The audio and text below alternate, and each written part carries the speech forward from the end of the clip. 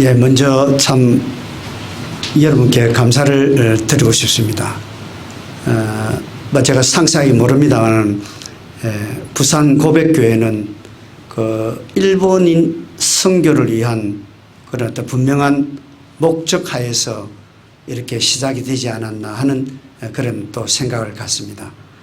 일본에서 사역하는 한 사람으로서 참 이런 교회를 만날 때마다 이 마음이 굉장히 뜨거워져요. 그리고 좀 순수하게 다시 한번 하나님께로 돌아가고 또 우리의 남은 생을 어떻게 살아가야 할까 하는 어떤 그런 인생의 가장 중요한 어떤 그런 질문까지도 해보게 되는 그런 참 귀한 어떤 경험을 이 아침에 저도 하게 되어서 얼마나 참 감사한지 모르겠습니다. 저는 일본에 있습니다만은 여러분들은 참 이 한국에 머물면서 얼마만큼 일본을 사랑하고 또 이 부산에 있는 많은 영혼들을 구원하기 위해서 여러분들이 힘쓰고 또 기도하고 애쓰는 모습을 생각만 해도 마음의 어떤 벅찬 그런 감정을 숨길 수가 없습니다.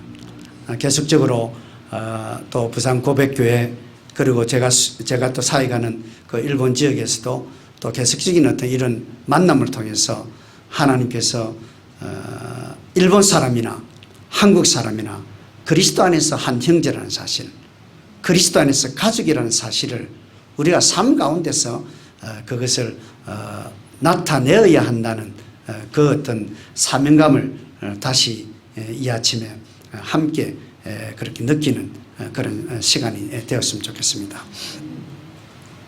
사실 늘 주일이 되면 일본말로 설교하는 사람이 되다 보니까 이 한국말로 설교하는 것이 상당히 어색해요. 이 한국말로 제대로 전달되는 건지. 그런데 오늘은 제가 걱정하지 않는 게 제가 오늘 가다가 잘못하다 일본말이 나오더라도 여기 통역하시는 분이 몇 분을 계시기 때문에 제가 아주 안심하고 설교할 수 있지 않나 그렇게 생각되었습니다. 참 제가 생각할 때에 참 하나님은 하나님이신 것 같아요. 우리가 알든 알지 못하든 아니 우리가 느끼든지 느끼지 못하든지 하나님은 당신의 약속을 당신께서 말씀하신 그 약속 그대로 오늘날에도 똑같이 일하고 계신다는 사실을 생각해 볼 때에 참 가슴이 뛰지 않을 수가 없어요. 하나님은 하나님이시고 우리 인간은 인간에 불과한 것이죠. 저는 일본에서 사역하는 한 사람으로서 일본 사회가 적어도 20년 혹은 30년 동안에 많이 바뀌었다고 생각해요. 그것을 여러 가지 것을 가지고 설명을 할 수 있겠죠. 저는 그 이면에 일본의 변화 이면에 하나님께서 일하고 계신다는 그 사실을 먼저 여러분들에게 꼭 밝히고 싶습니다. 일본의 변화를 제가 20년 넘게 일본에 사역하면서 이 짧은 시간에 어떻게 그걸 다 설명할 수 있겠어요. 그리고 학자든지 저와 같이 현장에서 일하는 사람이든지 실제적으로 일본의 변화에 대해서 우리는 엄청난 자료를 가지고 이야기할 수 있습니다. 저는 먼저 두 가지의 자료를 제시하려고 합니다. 하나는 일본 기독교의 변화입니다. 코로나 가운데서도 일본 교회가 성장하고 있나? 코로나 가운데서도 일본 교회는 하나님의 능력 가운데서 또 사람들이 날마다 사람들에게 칭송을 받고 교회가 또 새로워지고 있나? 라고 이렇게 제가 일본의 기독교의 변화를 말할 때 그렇게 또 이해하려고 하는 사람이 있을는지 모릅니다. 그렇지 않습니다. 일본은 지금도 코로나 상황 가운데서는 더욱더 일본의 그 끝이 요즘 것 같은데 일본 교회의 끝이 없더라고요. 보니까 코로나 기간에는 더 떨어지더라고요. 그런데 제가 볼 때의 일본의 기독교의 변화라는 것은 그동안 일본에는 약 3,000명가량의 백인 선교사가 있었습니다. 이 미국을 비롯해서 호주, 캐나다 그리고 유럽에 있는 많은 백인 선교사들이 일본에 와서 사역을 하였습니다. 그리고 그들이 일본을 위해서 또 일본 교회를 선 비용은요, 우리가 환산하기가 어려울 정도로 엄청난 금액을 투자를 했습니다. 이제 그들 가운데 많은 사람들은 하나님의 나라로 갔습니다. 소천을 하였습니다. 그리고 또 많은 사람들은 이제 여러 가지 이유로 다 본국으로 다 돌아갔습니다. 제가 볼 때에 이제 남은 사람들은 수백 명밖에 남지 않았다고 생각됩니다. 한때는 3,000명이 있던 백인 선교사가 지금은 아주 그 숫자가 많이 줄어들었습니다. 그런데 그 자리에 한국인 선교사가 1,500명이 파송되어서 활동하고 있습니다. 한국인 선교사가 1,500명이 모여서 지금 일본 선교를 위해서 활동하고 있는 이 사실은요, 앞으로의 일본 교회가 어떻게 변할 것인가 정말 우리 마음을 흥미진진하게 만듭니다. 이 1,500명의 선교사가 앞으로 일본 교회와 일본 영혼들 또 일본 사회에 어떤 영향을 줄까라고 생각할 때에 정말 저는 너무너무 기쁜 것이에요. 우리 한국에 있는 선교사들이 힘이 있어서 이야기하는 것이 아닙니다. 한국 선교사가 하나님을 두려워하고 하나님의 말씀이 오늘도 살아 움직인다는 사실, 성령께서 지금도 우리 가운데 역사하고 계신다는 이 사실을 한국인 선교사가 그 일본 사회 속에서 그것을 드러내고 그것을 나타내고 또 겸손하게 이 일들을 진행해 나갈 때에 그때부터 놀라운 역사가 일어나지 않을까, 그런 어떤 기대감이 저에게는 아주 많습니다. 그래서 한국인 선교사가 그곳에 일한다는 것은요, 저 엄청난 앞으로의 어떤 일본 교회가 변화될 수 있는 충분한 여지가 있지 않을까. 그래서 한국 교회 이 선교사들이 힘이 있다는 말을 하고자 하는 것이 아닙니다. 한국 선교사가 하나님을 두려워하고 또 오직 하나님께만 영광 돌리겠다는 그 일념이 있다라는 것을 전제하고 지금 이 일을 하는 것입니다. 그리고 또 두 번째 일본의 변화는요, 일본의 경제의 변화입니다. 일본의 경제적 변화이죠. 전 조금 나가면 강안리가 있는데요. 그 강안리에 항상 우리 강안대교가 있지 않습니까? 강안대교 저는 잘 알지 못합니다. 어떻게 해서 만들어졌는가. 그러나 제가 딱 볼 때 저 강안대교는요, 일본에서 우리가 자주 만났던 그 지금 대교하고 너무나 흡사해요. 그래서 제가 조사는 하지 않았습니다. 조사는 하지 않았지만은 제 생각에는 저 강안대교 틀림없이 일본의 그 설계를 그대로 와서 그대로 하지 않았나. 왜? 저 강안대교가 지을 점에서는 그 다른 것보다는 그 일본의 그 설계를 도입하는 것이 비용적인 측면이나 또 앞으로의 모든 측면에서 더 나을 거라, 낫겠다는 생각에서 저게 안 지어진다라고 생각되어집니다. 뭐 여담으로 제가 그것을 했습니다만, 일본의 그 경제적인 변화는요, 뭐 지금 부산고백교회는 일본의 여러 상황들을 잘 알고 계시라 생각됩니다만, 제가 뭐 누차하게 많은 것을 이야기할 필요가 없다고 생각합니다. 한때 일본은 세계 최정상이었습니다. 미국은 일본과 그 경쟁이 되지 않았습니다. 일본은 그야말로 최정상이었습니다. 1989년 일본의 경제는 그야말로 세계 제일이었습니다. 지금 우리는 이제 주식이라는 것이 무엇인가 조금 알고, 지금 주식에 관한 이야기들도 우리가 유튜브나 또 여러 방면에서 우리가 알 수 있습니다. 그러나 1989년만 하더라도 우리나라는 아직 주식이라는 말이 그렇게 익숙하지 않는 그런 어떤 단어 가운데 하나죠.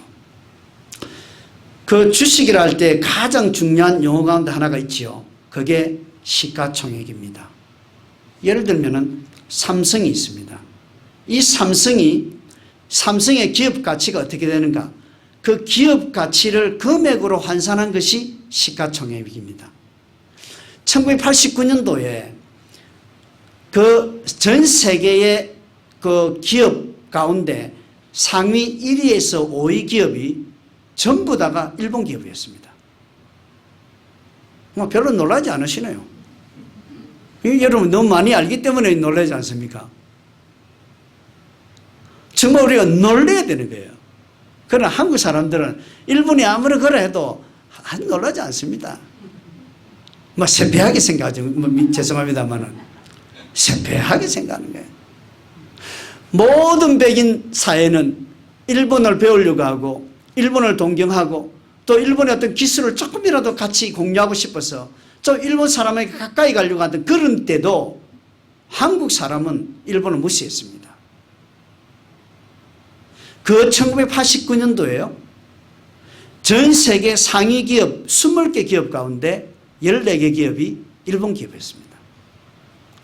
50개 기업 가운데서 32개 기업이 일본 기업이었습니다.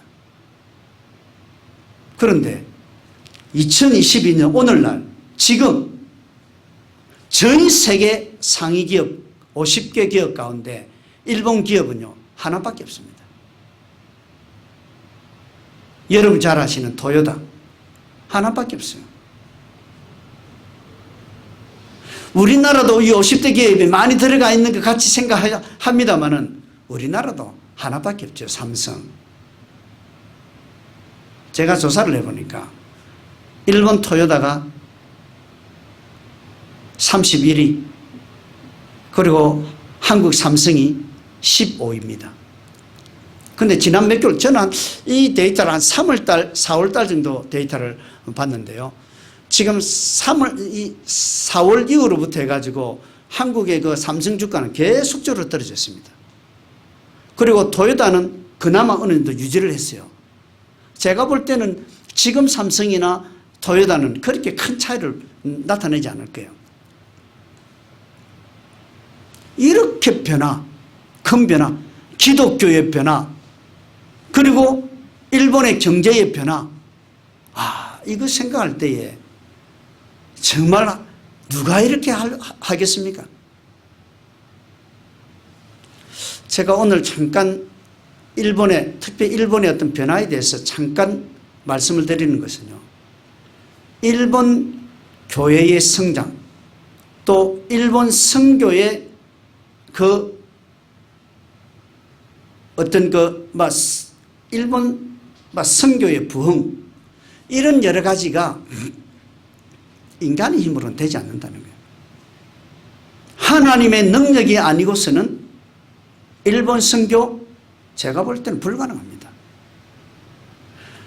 한국의 5만 교회가 그리고 그 가운데서도 일본 영혼들을 위해서 품고 또 기도하던 사람들 가운데 또 이렇게 선택받은 1,500명이 지금 일본에 사역을 하고 있습니다만은 그 사람들이 한국에서 그 훈련을 잘 받고 또 그리고 막 여러 가지 기술을 배우고 그리고 그 영적인 어떤 그런 여러 가지 제자 훈련을 비롯해 여러 가지 훈련을 받아서 일본에 간다 할지라도 제가 볼 때 그런 관점에서 일본 선교를 하면요 100점 100패입니다. 되지 않습니다. 그 제가 지난 20년 동안에 제가 보고 왔던 것이거든요. 되지 않습니다. 오늘 우리는 사도행전 2장 37절부터의 이 말씀을 가지고 하나님께서 이 말씀 속에 일본 선교의 핵심이 어디에 있는지, 그리고 이 말씀은 실제로 한국에 있는 우리 교회들도 마찬가지입니다. 한국에 있는 교회들도 다시금 원점으로 돌아오지 않으면 안 된다는 그 사실을 다시금 한번 우리가 오늘 이 말씀을 통해서 함께 하나님의 음성을 듣게 되기를 간절히 소원을 합니다. 오늘 말씀 그 37절에 보니까 이렇게 말씀을 시작합니다. 그들이 이 말을 듣고 마음에 질려 베드로와 다른 사도들에게 물어 이르되 형제들아 우리가 어찌할까 하거늘. 여러분 잘 아시지만 사도행전 전반부에 보시면은 베드로의 설교가 9편이 나옵니다. 9편의 설교 가운데 그 첫 번째 설교가 지금 이 부분에 대해서 언급을 하고 있습니다. 36절까지 베드로는 엄청난 능력을 가지고 또 정말 마음을 다해서 설교를 하였습니다. 설교를 하고 난 뒤에 37절에 사람들이 마음에 질려 그 말씀을 듣고 마음에 질린 것이요. 36절까지 베드로의 첫 번째 설교는 무엇입니까? 그 첫 번째 설교를 듣는 사람들은요, 전 세계 각지에서 적어도 15개 나라 되는 그 나라 사람들이 예루살렘에 그 명절을 지키기 위해서 예루살렘에 모여있던 자입니다. 그 모여있던 그 젊은 사람들 혹은 나이 든 사람들 할 것 없이 모든 사람들에게 말씀을 전했습니다. 수만 명의 사람이 되었을는지 모릅니다. 그들에게 말씀을 전할 때 베드로는 이렇게 말씀을 전했죠. 너희가 죽인 그 예수, 하나님께서 그 예수를 살리셨다. 그게 말씀의 핵심이에요. 그 베드로의 그 9편의 설교의 말씀의 핵심은 그거예요. 너희들이 죽인, 유대인들이 죽인 그 예수님을 하나님께서 살리셨다. 그 뒤에 12장, 13장 이어로 보면은 바울의 설교가 나오지 않습니까? 바울의 설교도 똑같습니다. 예수님의 십자가와 예수님의 부활을 증거한 거예요. 이렇게 증거하니까 사람들이 마음에 찔림을 받아요. 이 마음에 찔린다는 것은요, 이 얼마나 귀한 말씀인지 모릅니다. 마음에 찔리는 것이요. 여기 앉아 있으면서도 가까이 강할 일이 뭐가 일어날까? 그렇게 생각하는 사람이 여기 앉아 있는 것이 아닙니다. 강할리가 아무리 화려하다 할지라도 여기 앉아 있는 우리들은 하나님의 말씀 가운데 마음의 찔림을 받는, 마음의 고통을 느끼는, 그리고 우리의 속 사람이 변화되어가는, 우리의 양심의 가책을 받아서 다시 한번 하나님이 누구신지, 하나님이 우리에게 무슨 사명을 주시는지 그것을 깨닫게 합니다. 여기에 마음이 찔린다는 것은 절대자이신 하나님과 죄인인 우리가 만나는 것입니다. 우리는 재고백의 시간을 통해서 짧게나마 일주일간에 있었던 우리의 죄를 주님 앞에 고백을 하였습니다. 그런 어떤 마음의 어떤 회심들, 그 마음의 어떤 변화, 이런 것을 마음에 찔린다 하죠. 이제까지 그 많은 청중들은요, 베드로의 설교를 듣는 그 청중들은 자기의 인생에서 한 번도 마음에 찔린 적이 없었는지 모릅니다. 그런데 신기하게 이 말씀을 듣고 난 다음에 사람들의 마음이 변화되기 시작합니다. 마음이 찔리게 되기 시작합니다. 그 마음에 찔린다는 것은 절대자 하나님을 만난 것이에요. 성령께서 그들의 마음을 주관하시고 성령께서 그들의 마음에 큰 은혜로 함께 하신 거예요. 그래서 그들은 마음의 찔림을 받게 된 것이에요. 우리 하나님은 너무나 참 인내가 많으시고 좋으신 분이 아닙니까? 제가 생각할 때 저도 매주일 그 우리 일본 성도들 앞에 제가 섭니다마는 늘 어떤 이런 마음을 갖게 해달라는 이 마음은 변함이 없습니다. 문제는 우리 성도들이 이 마음에 찔린다는 이 의미를 깨닫지 못한다는 그 어떤 상황이 저로 하여금 더욱 괴로움을 느끼게 합니다마는, 이 찔린다는 것은 하나님을 만날 때 그리스도의 십자가와 그 그리스도의 부활의 능력, 그리고 성령께서 지금도 일하신다는 삼위일체 하나님의 그 놀라우신 사역에 눈이 뜨기 시작할 때에 우리의 이 마음에는 이 지금 마음에 찔릴 수밖에 없는 거예요. 하나님께서 그렇지 않습니까? 매주일 우리를 교회에 불러 모십니다. 이 5만 교회가 되는 이 교회, 그리고 7,800개가 되는 그 일본인 교회, 하나님께서 매주일 성도들을 모으신다고요. 왜 모십니까? 성도들이 마음의 진림을 받을 수 있도록. 왜? 그것을 통해서 우리의 교회가 교회다운 교회가 되어지고, 또 우리 성도가 성도다운 성도가 되어지고, 또 그것을 통해서 그리스도가 더욱더 그리스도의 복음이 더욱더 확장될 수 있는 것이죠. 오래전에 에스겔 선지자는 이렇게 이야기했습니다. 또 새 영을 너희 속에 두고 새 마음을 너희에게 주되 너희 육신에서 굳은 마음을 제거하고 부드러운 마음을 줄 것이며. 에스겔 36장 26절 말씀입니다. 우리의 굳은 마음이, 일주일 동안 굳어져 있는 우리 마음이 이 주일날 예배 시간을 통해서 마음이 찔림을 받고 난 다음에 우리가 부드러운 마음이 되는 거예요. 물론 우리가 또 다시 교회를 벗어나면 또 굳어진 마음이 될는지 모릅니다. 그러나 하나님께서는 계속적으로 우리의 마음에 찔림을 주시고 우리의 굳어져가는 이 마음을 다시금 부드러운 마음으로 하나님께서는 우리를 사랑하셔서 그런 작업을 하는 것이죠. 근데 하나님께서 왜 이렇게 합니까? 하나님께서 이렇게 하시는 이유가 다른 데 있는 것이 아닙니다. 왜? 오늘 38절 말씀해 보니까 만약에 우리가 그런 마음에 찔림이 없으면요, 우리는 언제든지 예수 그리스도를 죽일 수 있는 사람입니다. 제가 일본 교회를, 여러 교회를 다니면서 말씀을 전할 때에 꼭 빠뜨리지 않고 전하는 말씀 가운데 하나는, 정말 우리가 너무 하나님, 예수님을 너무 작게 만드는 것이 아닌가. 학교 가면요, 예수 믿는 것을 숨깁니다. 아니, 학교 가면 예수 믿는 것을 떳떳하게 말하지 못합니다, 우리 아이들이. 아니, 직장 가면요, 자기가 예수 믿는 것을 말하지 않습니다. 언제든지 예수를 죽여버립니다. 언제 어디서나 예수님은 조금만 하고 막 밟아 죽여도 된다 라고 사람들이 생각하기 때문에 교회는 변화가 없습니다. 마음에 질릴 때, 진정으로 질릴 때 그게 가능한 것이 아닙니까? 늘 세상 사람이 이렇게 크게 보이고 예수님을 조그만하게 보이는 거예요. 그래서 언제든지 걷어차버립니다. 사람들 앞에서는 걷어차버립니다. 점심때 식사를 하는데 직장에 가서 자기 앞에 동료 한두 사람이 앉으면 기도하지 않습니다. 그냥 눈 뜨고 오늘도 귀한 음식 주셔서 감사합니다. 아멘.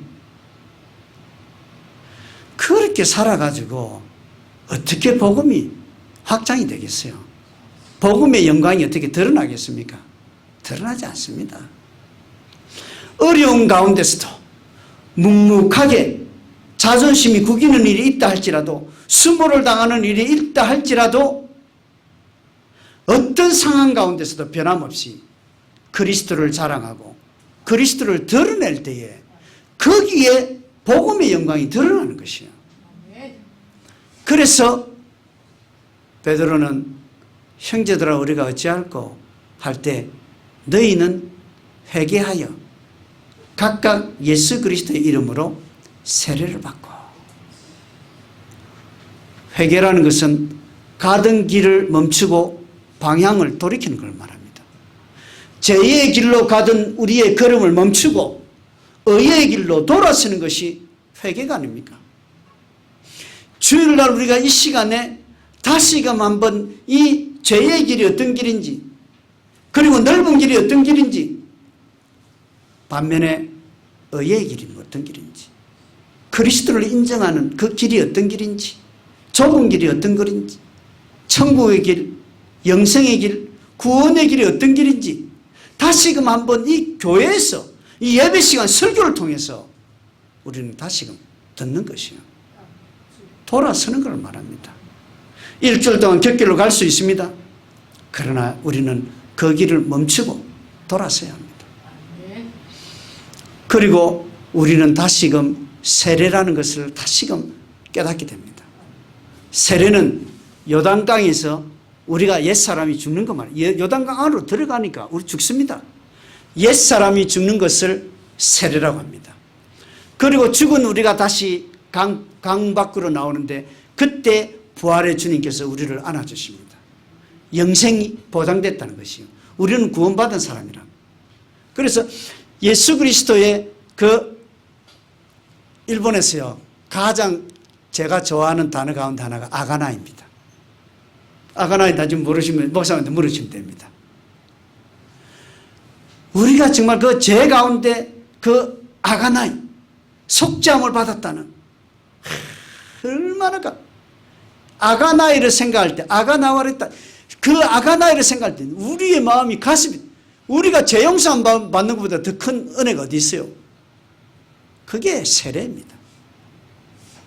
옛사람은 죽고 새사람은 육신의 사람이 죽고 성령의 사람은 살아나는 거예요.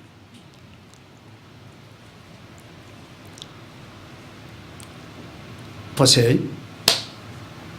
오늘 이때가 설교를 들을 때가 오순절이었습니다. 이스라엘 사람들에게 있어서 오순절이라는 것은 많은 명절들 가운데 가장 중요시했던 3대 절기 가운데 하나가 오순절입니다. 우리 한국 사람들이 구정을 좋아하고 그리고 추석을 좋아하던 것과 비슷합니다. 이스라엘 사람들은 이 오순절이 엄청난 중요한 의미를 가지고 있었습니다. 왜? 이 오순절 날을 그들은 율법을 받지요.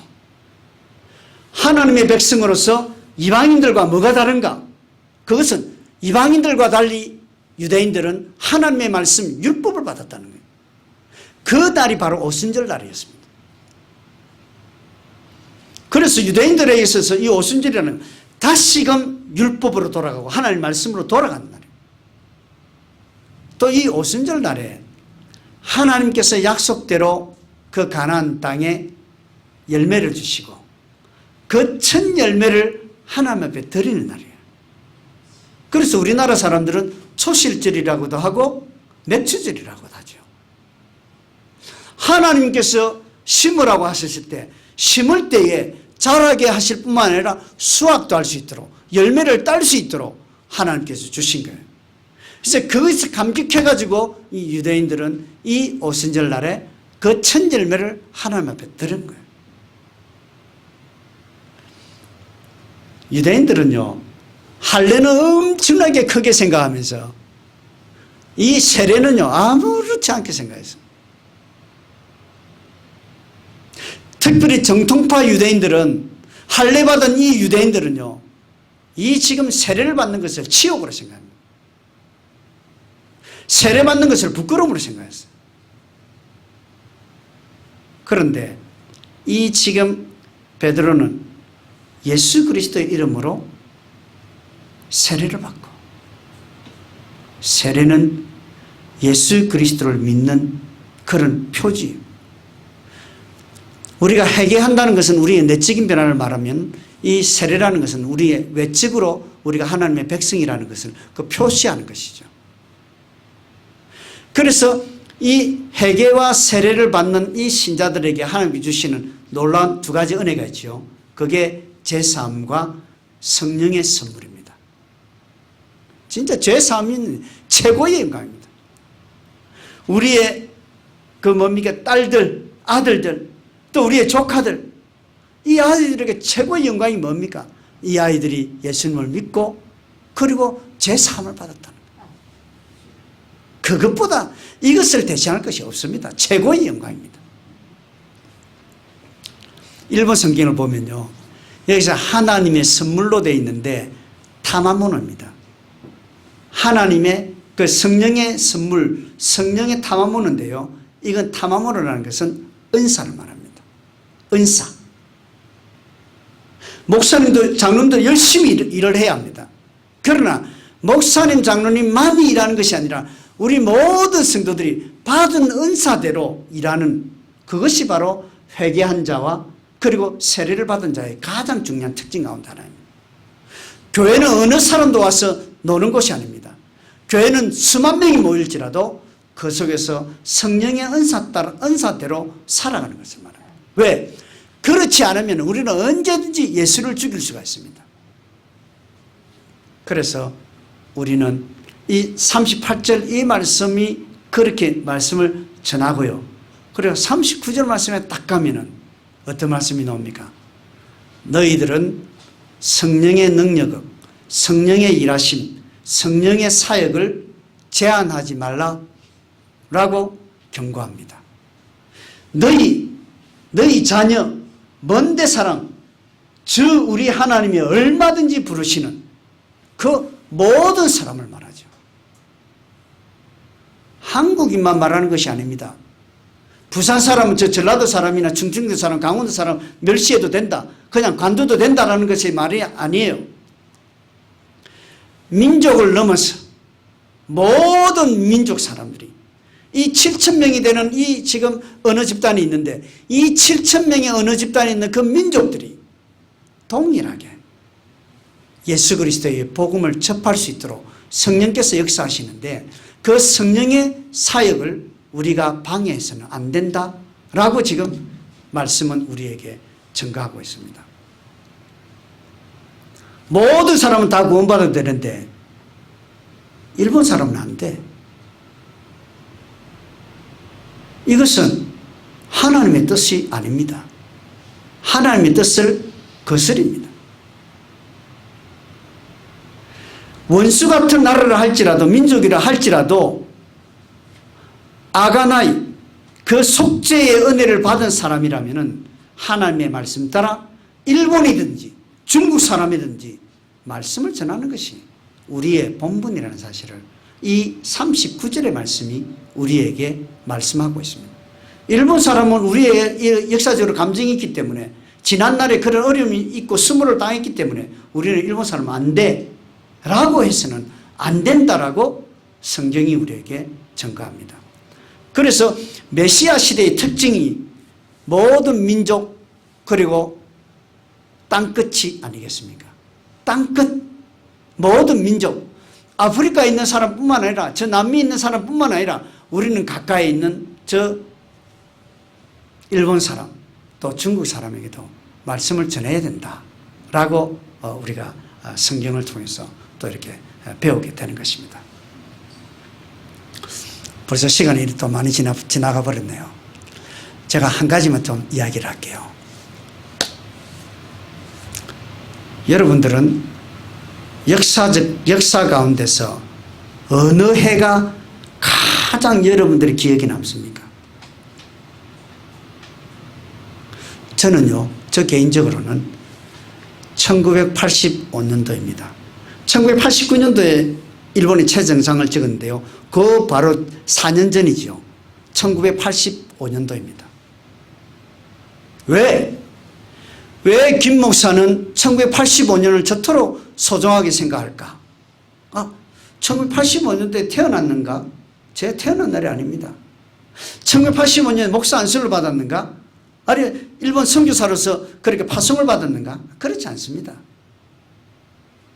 그럼에도 불구하고 왜 1985년을 김 목사는 그렇게 소중하게 생각하고 또 그렇게 이렇게 또 말씀을 또 전하는가?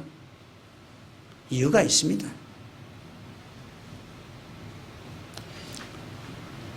1985년도에요.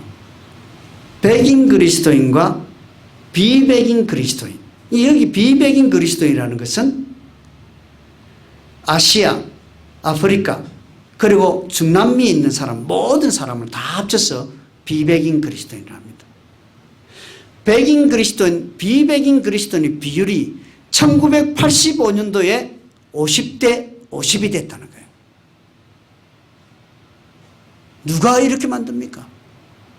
이 세상에 예수 믿는 사람도 아무도 생각을 안 하는데 하나님께서는 묵묵하게 당신의 일을 성취시켜 가십니다. 예를 들면요, 200년 전인 1800년도 전 세계 그리스도인 가운데 백인 그리스도인들이 99%였습니다.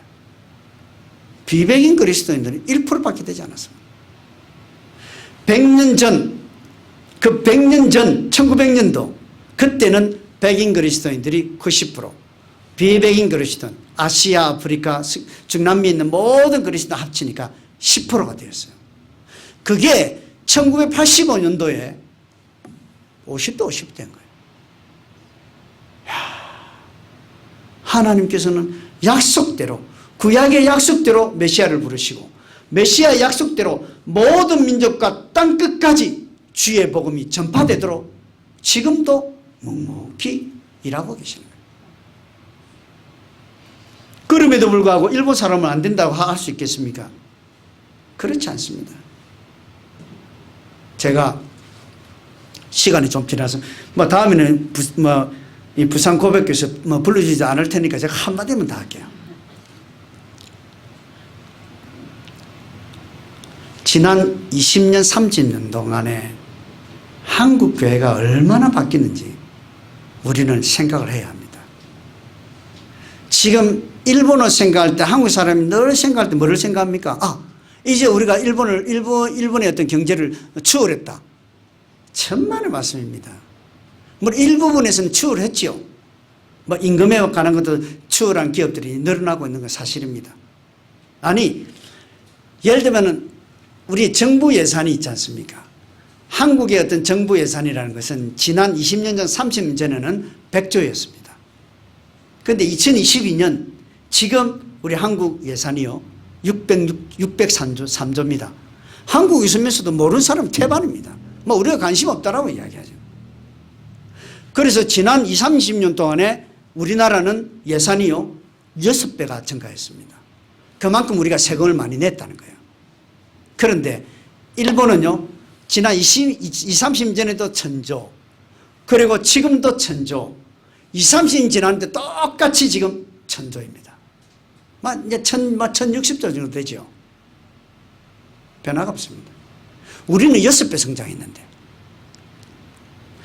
저는 이런 데이터를 여러분들에게 밤새도록 전할 수가 있습니다. 그게 한국의 변화가 아니에요. 제가 볼 때는. 여러분, 부산에도요, 지금 바로 이 옆에 탈북민들이 있습니다. 북한에서 온 그 탈북민들이요, 우리나라에 지금 35,000명, 4만 명이 있다라고 이야기해요. 우리가 어릴 때부터 기도 안 했습니까? 기도할 때 항상 북한을 지키대. 새벽 기도에 가서 우리가 북한에서 눈물을 흘린 그것을 담으라고 하면 얼마나 많이 담기겠어요. 하나님께서는 우리의 기도를 들으시고 우리 교회 옆에, 한국에 있는 교회 옆에 북한 사람들을 불러주셨어요. 그것도 4만 명이나. 그러나 교회는 관심이 없습니다. 하나님께서 1980년대 50대 50으로 만들어주셨는데도 관심이 없듯이 관심이 없는 거예요. 그러나 하나님은 당신의 일을 이루어 가십니다. 북한 사람만 있습니까? 저 지금 중국 동포 조선족이라는 사람이 70만 명이 지금 이곳에 살고 있어요. 카자흐스탄, 우즈베키스탄, 거기 있는 고려인들이죠. 고려인들이 5만 명 내지 6만 명이 지금 여기에 살고 있대요. 그리고 지금 뭡니까? 지금 좀 일을 해서 돈을 벌겠다고 저 동남아시아를 비롯해 얼마나 많은 사람이 와서 지금 일을 하고 노동의 현장에서 일을 합니까? 저 어촌에서 일을 하고 있습니까? 그 사람들이 없으면 수학을 할 수 없습니다. 그 사람뿐만 아니라 젊은 아이들은 K-팝이다 해서 일본에 와서 하겠다고 얼마나 지금 한술 뜯어서 일본 여성들이 한국 남성들하고 얼마나 결혼하고 싶어 합니까? 계속적으로 그 수요는 더 많아지요. 20, 30년 동안에 한국을 완전히 하나님께서 뒤집어 놓으세요. 그럼에도 불구하고 교회는 관심이 없습니다. 자기 교회만 어떻게 하면 될까? 거기에 관심이 있을지 모르지만 정말 하나님께서 땅끝까지 모든 민족에게 복음을 전파하는 그 부분에 대해서 관심이 없는 거예요. 그래서 오늘 말씀 보니까 오늘 말씀 40절은요. 너희가 패역한 세대 가운데 구원을 받으라.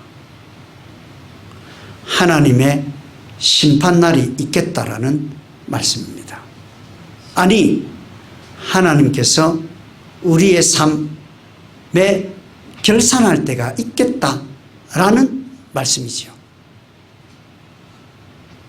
하나님께서 우리에게 재능을 주셨습니다. 우리에게 건강도 주셨습니다. 자녀들도 주셨습니다. 그리고 하나님께서 우리에게 필요한 모든 것을 주셨습니다. 그런데 우리에게 결산할 날이 없다.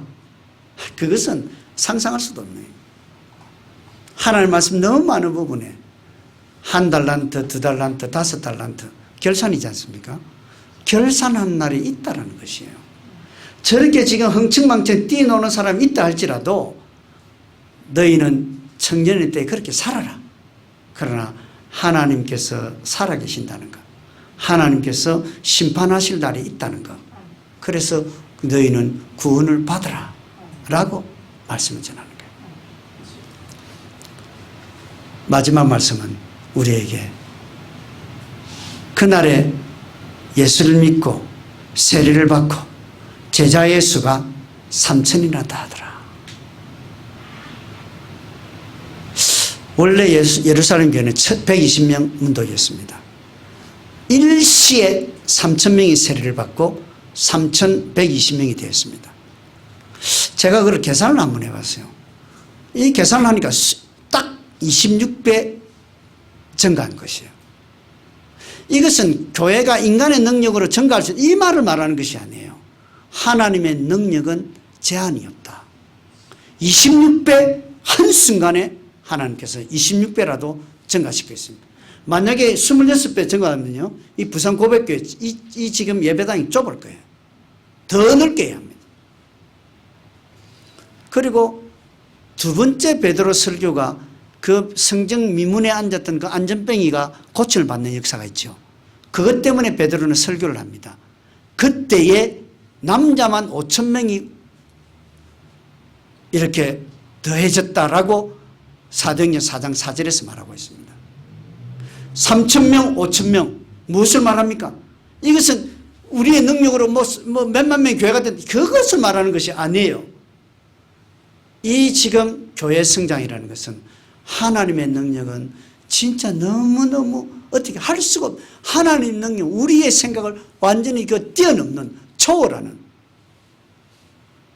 그런 능력을 가지신 분이라고 말씀은 우리에게 증가합니다.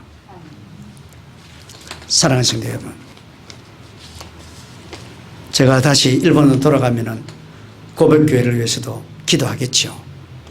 거기에 있는 일본 분들이 더욱더 많이 모이고, 그리고 제가 정확한 자료는 모릅니다만은 지금 일본 사람들이 이 한국에도 수만 명 있는 걸로 알고 있습니다. 이 강할리, 해운대, 그리고 다대포 쪽에 특히 부산에 있는 사람, 일본 사람이 모여있다는 그런 이야기도 듣고 있습니다.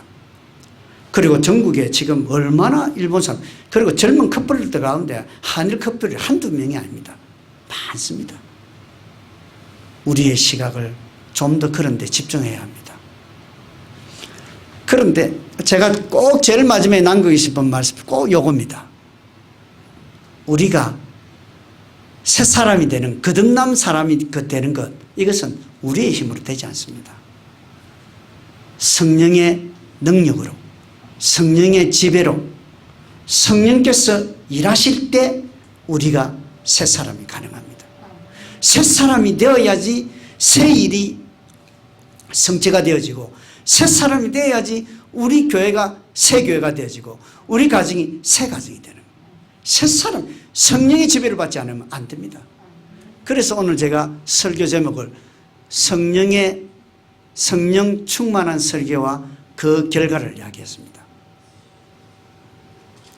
여러분, 저를 위해서 기도하실 때도 이 김성 교사가 일본에서 말씀을 전하고 있습니다마는 매주 말씀을 전할 때마다 성령 충만한 설교를 하고, 그리고 듣는 일본 회중들이 마음의 찔림을 받고, 그리고 거듭거듭 하나님의 말씀을 통해서 이 사람들의 삶이 변화되어지고, 그리고 하나님의 만남을 통해서 최고의 만남을 알고 이 사람들의 삶이 정말 하나님께 영광을 돌릴 수 있도록 여러분들 기도해 주시고, 또 같이 일본의 선교를 해서 함께 사역하는 여러분의 교회, 그리고 제가 사역하는 그런 교회가 되기를 간절히 바랍니다. 기도드리겠습니다.